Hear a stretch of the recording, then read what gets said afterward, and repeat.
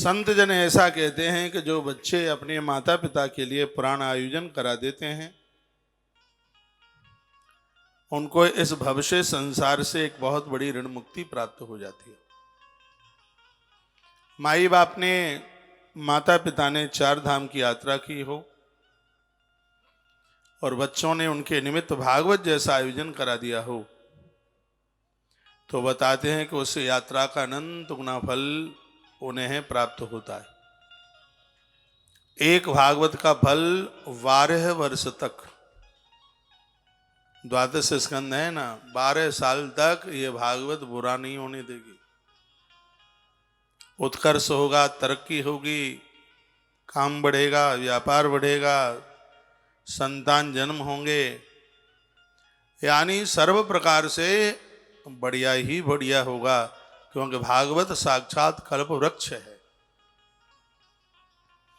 कल्प वृक्ष की महिमा है कि उसके नीचे बैठ करके जैसा सोचेंगे वैसा ही पूरा हो जाएगा। तो इस कल्प वृक्ष के नीचे भी बैठ करके बढ़िया ही सोचिए, भोग वासना विलासता नहीं, इसमें सोच ठीक सी हो, बढ़िया सी हो,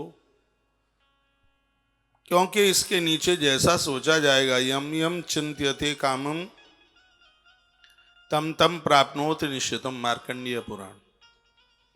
भगत जैसा सोचता है उसे वैसा ही मिल जाता है, वैसा ही प्राप्त होता है। वेद का मंत्र है तन्मे मनः शिव संकल्प मस्तु। शिव नाम है कल्याण का। संकल्प ऐसा होना चाहिए जो सबके लिए कल्याणप्रद हो, कल्याण कारक हो सबके लिए, ऐसा संकल्प होना चाहिए।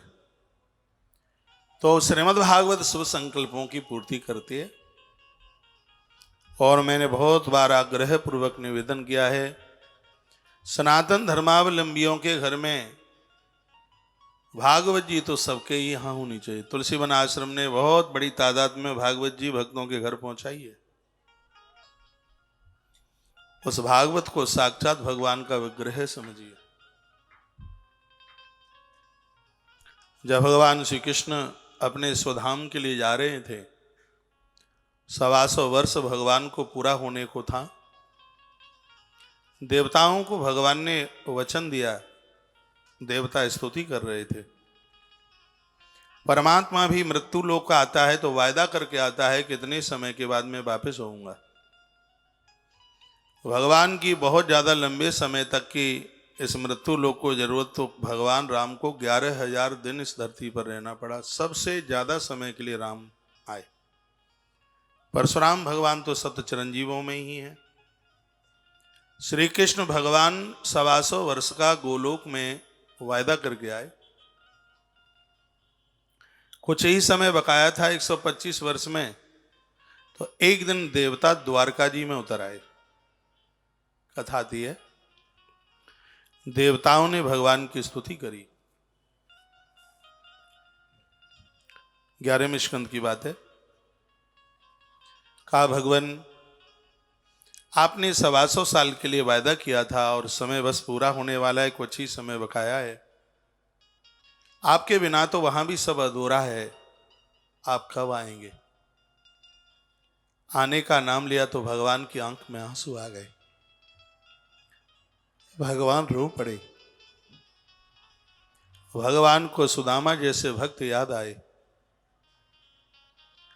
भगवान को माता विदुरानी की